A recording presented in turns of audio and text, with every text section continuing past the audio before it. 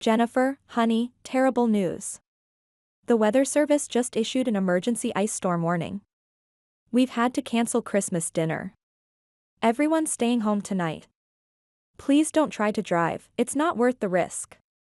Text me when you get this. Hugs and kisses, Mom. The timestamp read 2:47 p.m.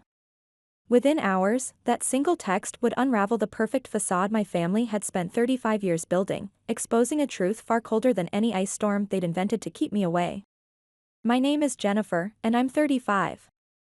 I'm a certified public accountant, and until last Christmas, I thought I was just the different one in my family, the quiet, career-focused sister who didn't quite fit into their loud, social gatherings. My younger sister Madison was always the star, the one who could do no wrong in our parents' eyes. That Christmas morning, I settled in for a quiet day alone. I made myself hot chocolate, turned on some holiday movies, and tried to stay positive despite the loneliness. Around 3 p.m., I was scrolling through Instagram when my heart stopped. There it was, a fresh post from my cousin Nina, perfect family Christmas at Madison's. So blessed to have everyone together. #family traditions #Christmas dinner. The photo showed my entire family, mom, dad, aunts, uncles, cousins, even my grandmother, gathered around Madison's elegant dining table. They were all smiling, wearing festive sweaters, clearly enjoying the celebration they had deliberately excluded me from. Through the windows in their photos, I could see clear, sunny skies. There was no thunderstorm. There never had been. My hands shook as I scrolled through more photos. There was my dad carving the turkey, my mom arranging her signature Christmas cookies, my little nieces and nephews opening presents. The thunderstorm excuse was a complete fabrication, a convenient lie to avoid telling me I wasn't welcome at their perfect family gathering. I felt sick to my stomach as the truth sank in. All those times they'd told me events were cancelled, all those intimate gatherings I hadn't been invited to, how many of them had actually happened without me? How long had they been coordinating behind my back to exclude me while pretending to care? The next morning, my phone rang. It was my mother, acting as if nothing had happened. "Hi honey, hope you had a nice quiet Christmas. We missed you." The casual cruelty of her words made my hands clench into fists. This was the moment everything would change, though I didn't know it yet. Growing up in our family home, I always tried to be the good daughter. I helped my mom with chores, maintained straight A's in school, and even gave up my dream of attending art school to pursue accounting because my parents insisted it was more practical. Meanwhile, Madison could do whatever she wanted. When she dropped out of college to become a yoga instructor, my parents called her brave. When I worked overtime to help them pay off their mortgage, they barely acknowledged it. I remember one particular incident that should have opened my eyes sooner. 10 years ago, when my dad needed emergency surgery, I took 3 weeks off work to help care for him. I cooked, cleaned, drove him to appointments, and managed his medications. Madison showed up once, stayed for an hour taking selfies with him for social media, then left claiming she had a yoga retreat. Yet somehow, in my parents' retelling of that time, Madison was the supportive daughter while I was just doing the bare minimum. My extended family wasn't much better. At every gathering, my aunts would praise Madison's free spirit, while asking me when I was going to loosen up and learn to enjoy life. My accomplishments at work were dismissed as boring, while Madison's latest adventure teaching yoga in Bali was the talk of every family dinner. I kept telling myself it didn't matter, that family was family and they loved me in their own way. Even last month, I spent hours helping my mom prepare for Thanksgiving, only to hear her tell everyone that Madison had done all the work while I just sat around. I swallowed my hurt and kept quiet, just like always. When Madison announced she'd be hosting Christmas this year, I offered to help with the planning and cooking. She brushed me off, saying she wanted it to be perfect. I should have seen the signs then, but I was still trying so hard to believe in the fiction of our happy family. The truth is, I've spent my entire life trying to earn their approval, making excuses for their behavior, and pretending not to notice when they excluded me from spontaneous family gatherings that everyone else somehow knew about. I convinced myself that if I just tried harder, worked longer, gave more, they would finally see me as worthy of being part of their perfect family picture. However, when my mother called me, her fake cheerfulness made my stomach turn. I gripped my phone tighter, staring at the Instagram photos still open on my laptop, evidence of their perfect family gathering that I'd been deliberately excluded from. Really? I managed to keep my voice steady. Because Nina's social media posts show everyone had a wonderful time at Madison's house. Everyone except me. The silence on the other end was deafening. I could almost see my mother's face, that familiar expression when she's been caught in a lie but is already formulating excuses. Oh, well. She stammered. Madison organized it last minute, and you know how you can be at gatherings, always so quiet and making everyone uncomfortable. We just thought. Thought what? I pressed. That it would be better to lie to me? To make me spend Christmas alone while pretending everyone else was doing the same? Don't be so dramatic, my mother sighed. We were trying to avoid any awkwardness. You know how Madison wanted everything to be perfect. That's when it hit me, all the past cancelled events, the times plans had mysteriously fallen through, the family photos I'd see later on social media. This wasn't a one-time thing. This was a pattern. How many times? I asked, my voice barely a whisper. How many other gatherings have you lied to me about? Another telling silence, then, Jennifer, you're being oversensitive. This is exactly why. Why what? I cut her off. Why you exclude me? Why you pretend I don't exist unless you need something? Why Madison gets to be the perfect daughter while I'm treated like an inconvenience? That's not fair, my mother protested. We love you both equally. It's just. Madison puts in the effort to be part of the family. You're always so busy with work. I laughed bitterly. Busy with work? You mean busy helping pay your mortgage? Busy taking care of Dad after his surgery? That kind of busy? Listen, my mother's voice turned stern. If you're going to be like this, maybe it's better if we give each other some space. Call me when you're ready to be reasonable. The line went dead. I sat there, staring at my phone as 35 years of memories suddenly shifted into sharp, painful focus. Every excuse, every dismissal, every misunderstanding, it had all been intentional. I wasn't the problem. I never had been. That was the moment I stopped making excuses for them. The moment I finally saw the truth. I didn't have a family, I had people who shared my DNA but treated me like an afterthought. What I didn't know then was that this realization would lead me to uncover an even darker truth about my family's betrayal, one that would change everything forever. After that phone call, something inside me snapped. I was done being the family doormat. I opened my laptop and started writing an email to my entire family, parents, sister, aunts, uncles, cousins, everyone who had been at that Christmas dinner. My fingers flew across the keyboard as years of pent-up feelings poured out. I've seen the photos from Christmas dinner, I wrote. The dinner I was told was cancelled due to an imaginary ice storm. I want you all to know exactly what you've done. You didn't just exclude me from a family gathering, you coordinated an elaborate lie to make me spend Christmas alone. I attached screenshots of my mom's stay home, everyone's doing the same text messages alongside the social media photos showing their celebration. I hit send before I could second guess myself. The responses started flooding in almost immediately. My Aunt Marie claimed they forgot to tell me the plans had changed. Uncle Robert suggested I was overreacting. My cousin Nina, whose posts had exposed their lie, quickly deleted all the Christmas photos and sent me a message saying I was causing unnecessary drama. Then came Madison's response, a long, condescending email about how I never make an effort at family events and how she just wanted one perfect holiday. She even had the audacity to suggest that excluding me was for my own good because I obviously don't enjoy family gatherings. But it was my parents' reaction that truly showed me who they were. Instead of apologizing, they went on the offensive. My mother started calling mutual family friends, spinning a story about how I was having some sort of breakdown. My father sent me a stern email about respecting family privacy and how airing our dirty laundry was unacceptable. You've really done it now, Madison texted me. Mom's crying, everyone's upset, and it's all because you couldn't just accept that maybe you're the problem. This is exactly why we didn't want you at Christmas. I felt like I was living in an alternate reality. They had deliberately excluded and lied to me, yet somehow I was the villain for exposing their behavior. The more I stood up for myself, the more they twisted the narrative. When I refused to back down and apologize, they escalated. My mother started showing up at my workplace unannounced, causing scenes in the lobby.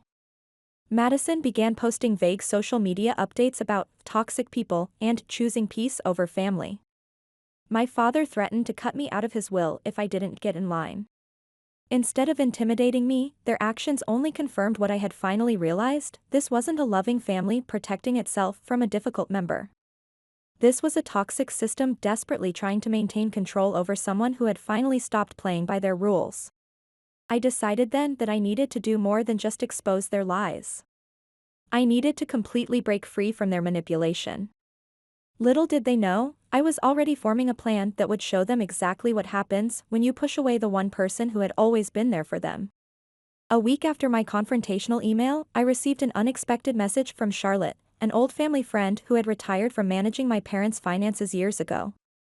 "Jennifer, I've been seeing what's happening with your family on social media. There's something you need to know. Can we meet?" I agreed to meet her at a quiet cafe downtown. When I arrived, Charlotte looked nervous, clutching a manila envelope. "I've been carrying the guilt of this for years," she said, sliding the envelope across the table. "Your father swore me to secrecy, but after seeing how they're treating you now, I can't stay quiet anymore." Inside the envelope were bank statements and legal documents dating back 15 years. As I read through them, my hands began to shake. According to these records, my grandfather had left a significant inheritance specifically for my education and future, nearly $345,000. Money I had never known about. "Your father was the trustee," Charlotte explained quietly. "He was supposed to give you access when you turned 25. Instead, he transferred everything to Madison's accounts, using it to fund her lifestyle and her failed business ventures." The revelation hit me like a physical blow. All those years I'd worked overtime to pay for my accounting degree, the student loans I was still paying off, the times I'd helped them with their mortgage, they had been sitting on my inheritance the whole time, spending it on Madison. "There's more," Charlotte continued. "Your grandfather also left properties that were meant to be split equally between you and Madison. Your parents sold them all using your power of attorney they had you sign when you were 18. Remember when they said it was for emergency medical decisions?" I felt sick. The document I'd trustingly signed had given them complete control over my financial interests. They had systematically robbed me of my inheritance while watching me struggle, accepting my help with their expenses, and making me feel guilty for not contributing enough to the family. Even worse, the statements showed regular transfers to Madison labeled as business investments, money taken from my inheritance to fund her yoga studios, her retreats in Bali, all those adventures they praised her for while criticizing my boring accounting career. "Why tell me now?" I asked Charlotte, my voice barely steady. "Because I saw your mother's social media posts painting you as unstable and ungrateful. They're trying to discredit you before you can discover the truth. They've been embezzling from you for years, Jennifer. What they've done isn't just morally wrong, it's illegal." Everything suddenly made horrible sense: their escalating attempts to paint me as unreasonable, the threats to cut me out of the will when they'd already stolen my inheritance, their desperate need to maintain the narrative that Madison was the successful sister while I was the difficult one. I carefully packed the documents back into the envelope, my mind racing. "Thank you, Charlotte.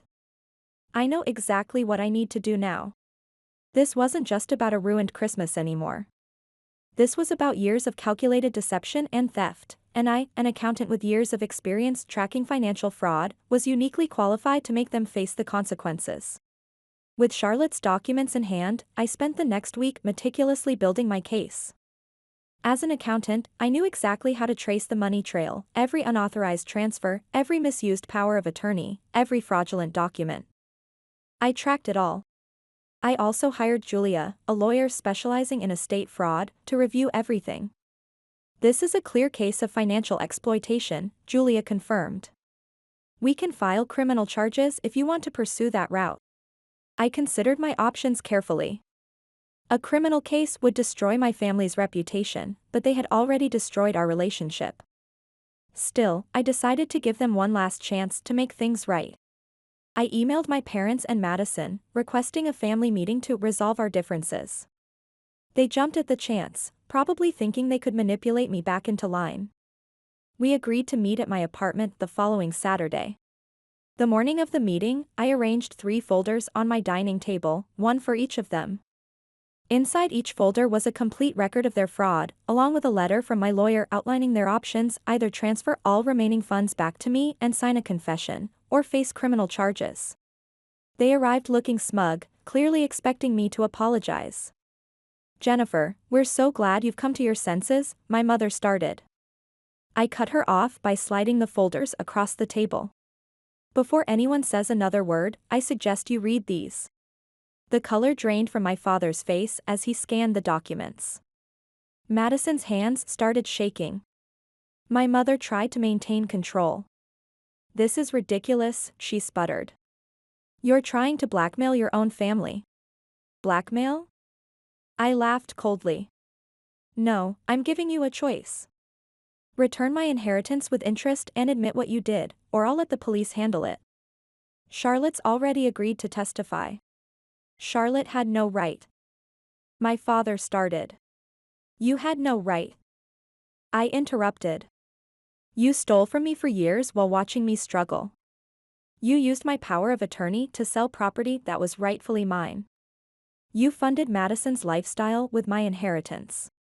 Madison burst into tears. "I didn't know. They told me the money was from their savings." "Don't lie," I replied calmly.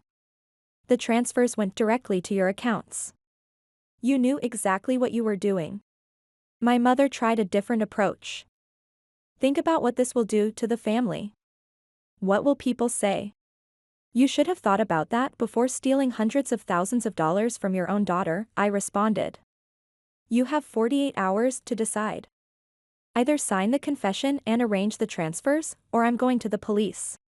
They left in a panic, my father practically dragging my hysterical mother and sister out the door. Within hours, the family group chat exploded with messages from relatives, all taking their side of course, but I remained calm.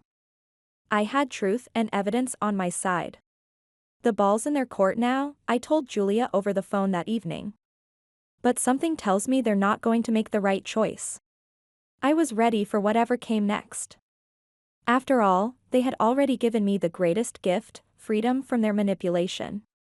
What I didn't know then was just how complete that freedom would become, and how their desperate attempts to maintain control would lead to their own spectacular downfall. The 48-hour deadline came and went. Just as I expected, my family chose pride over honesty. They didn't sign the confession or arrange any transfers. Instead, they tried to destroy evidence, closing accounts, shredding documents, and even attempting to pressure Charlotte into retracting her statement. What they didn't know was that I had already submitted everything to the authorities. The morning after the deadline passed, I formally filed charges. By afternoon, the police were at their doors with search warrants. I watched from my office as the story unfolded. My father was escorted from his workplace in handcuffs, the respected financial advisor now exposed as a fraud. Madison's yoga studio was seized as an asset purchased with stolen funds. My mother's carefully curated social media facade crumbled as she was arrested during one of her charity committee meetings. The family group chat exploded again, but this time with a different tone. Relatives who had dismissed my claims were suddenly quiet as the evidence became public record. The local news picked up the story: prominent families fall from grace, daughter exposes years of financial fraud. "Your father and sister are being processed now," Detective Williams informed me. "We've frozen all associated accounts and seized relevant documents. The evidence is overwhelming, they didn't even try to hide their tracks well." I sat in my living room that evening, watching the local news coverage. My mother's arrest was the lead story. Security footage showed her being led out of the country club, her designer handbag still clutched to her chest, mascara running down her face as she shouted about family loyalty. Madison's Instagram followers were treated to one final post before her accounts were seized, a tearful video claiming she was the victim of family jealousy. "I built my business from nothing," she sobbed into the camera. The comment section quickly filled with screenshots of the fraudulent transfers proving otherwise. My father's law firm issued a statement distancing themselves from him. His partner of 20 years refused to comment, but their website was quickly updated to remove his name. The charity boards my mother chaired all announced emergency meetings to address the scandal. The evidence mounted daily. Besides the inheritance theft, investigators uncovered years of tax fraud, forged documents, and misappropriated funds from my parents' other business dealings. Madison's yoga empire was revealed to be built entirely on stolen money and creative accounting. We've found additional properties, Julia informed me during our update meeting. Your father had been hiding assets in shell companies. The total amount they stole from you is closer to $500,000 when you account for interest and hidden investments. Charlotte provided additional documentation showing how my parents had systematically favored Madison from an early age, using my college fund to finance her first failed business venture, draining my savings account to pay for her luxury apartment, all while watching me work multiple jobs to pay for my accounting degree. My mother's friends from the country club, who had initially rallied to support her, quickly changed their tune when evidence emerged that she had been embezzling from their charity foundation as well. The society pages that had once featured glowing stories about her philanthropy now documented her fall from grace. Madison's yoga students filed a class action lawsuit when it was revealed that their investment in her studio expansion had been misappropriated. Her Bali retreat customers demanded refunds. Her social media influencer contracts were cancelled one by one. The prosecution offered my parents a plea deal, full restitution, and a confession in exchange for reduced charges. Their response was to hire an expensive criminal defense attorney and claim they were protecting me from myself by managing my inheritance. They're trying to argue that you were mentally unstable and they acted in your best interest, Julia explained during our preparation meeting. But their own actions prove otherwise. Who helps their unstable daughter by watching her work herself to exhaustion paying off student loans while they fund their other daughter's luxury lifestyle with her stolen money? My father's defense crumbled when Charlotte testified about his explicit instructions to hide the inheritance documents from me. Bank records showed systematic theft over years, with detailed spreadsheets tracking how they diverted my money to Madison's accounts. Madison's own testimony was the final nail in the coffin. Attempting to save herself, she admitted to knowing about the stolen inheritance all along. They told me I deserved it more, she sobbed on the stand. That Jennifer was too boring and practical to appreciate the opportunities the money could provide. The judge was unimpressed. You participated in stealing your sister's future, he noted, then flaunted your stolen lifestyle on social media, forcing her to watch you enjoy the very opportunities that were rightfully hers. The conviction was swift. My parents took a plea deal to avoid longer sentences. Madison's yoga empire was permanently shuttered, its assets seized to repay defrauded investors. She was ordered to pay restitution and complete financial counseling. Local media covered every detail of the family's disgrace. The same society columns that had once praised my mother's charity work now documented how she had used those organizations to launder stolen money. Business journals that had featured Madison's self-made success ran retractions and exposés. Throughout it all, I maintained my silence, letting the evidence speak for itself. I declined interview requests and stayed focused on my work, my quiet strength a sharp contrast to my family's public meltdown. The restitution payments began flowing in.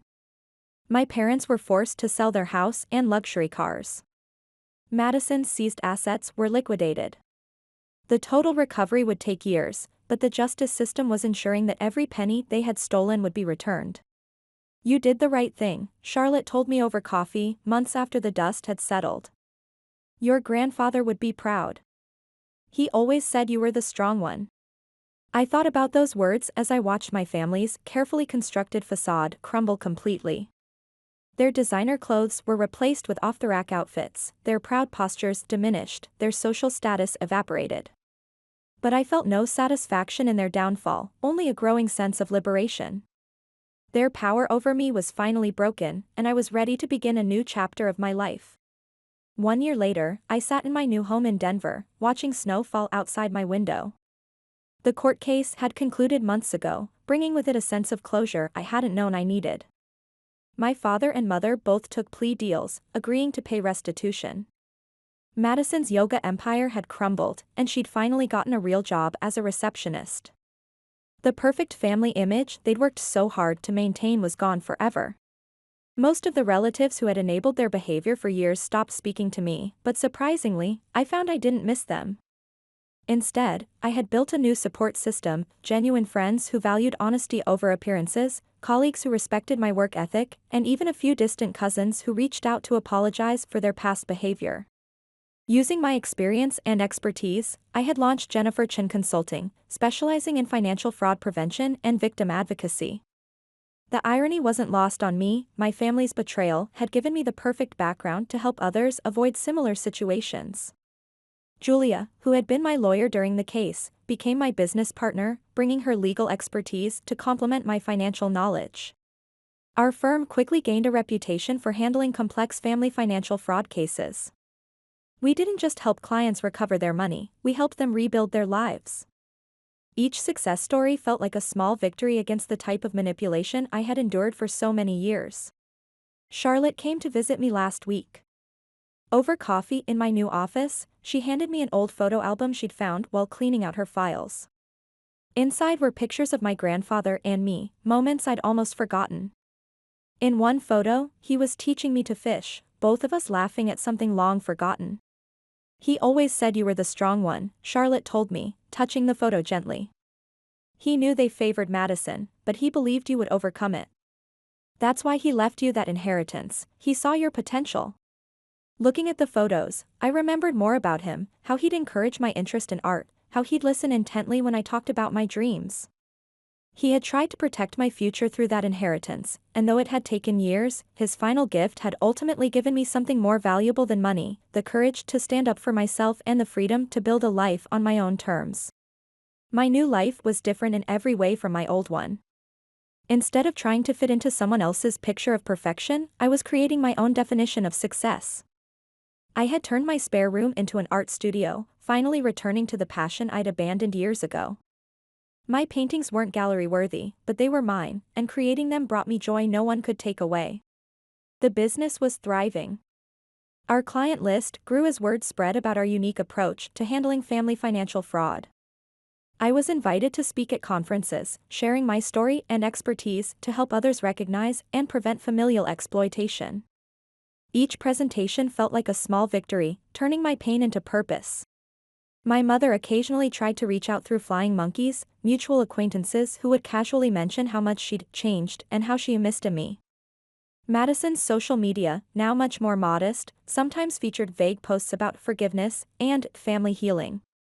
My father remained silent, his professional disgrace complete. I kept my distance, not out of anger, but because I had finally learned the most important lesson: sometimes the family you're born into isn't the family you need. I had built something better, a network of genuine relationships based on mutual respect and honesty. My office wall now featured my first dollar earned as an independent consultant, framed alongside the court order that had finally returned my inheritance.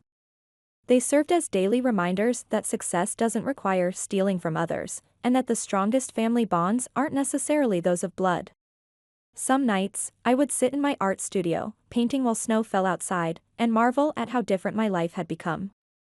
The constant anxiety of trying to earn approval was gone. The guilt trips had lost their power. The manipulation tactics that had once controlled my life now seemed painfully obvious and ineffective. I had even returned to art school, taking evening classes at the local college.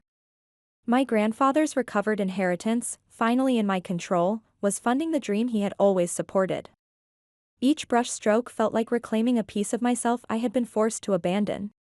My story began appearing in business ethics textbooks and case studies.